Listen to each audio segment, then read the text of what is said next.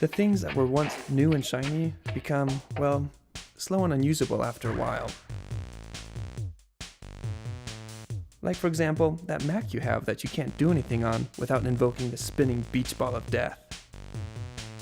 What you need to do is erase everything on your Mac and then restore from a backup, and then it'll be as good as new. First, open Time Machine in System Preferences. Make sure you have a backup disk selected and that it has performed a recent backup. A quick way to do this is to click on the Time Machine icon in the top menu bar. It says latest backup was today, so let's get started. Restart your computer, and upon restart, hold down the keys Command and R until you get to this screen. You have a couple options.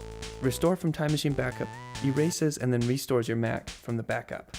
Reinstall macOS will erase and then reinstall a new version of macOS.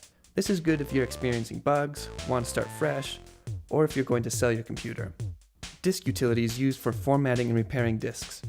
I wouldn't use this unless you know what you're doing. It can be a little dangerous. We are going to click on Restore from Time Machine Backup. We select the drive where our backup is. This is the drive where Time Machine backs up your data.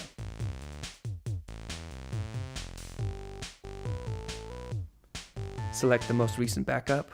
This is why we checked to make sure Time Machine had completed the backup back when we started.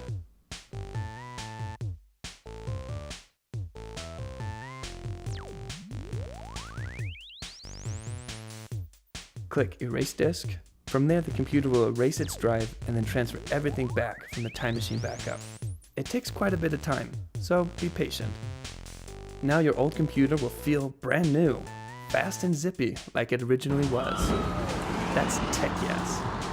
So freaking tech yes.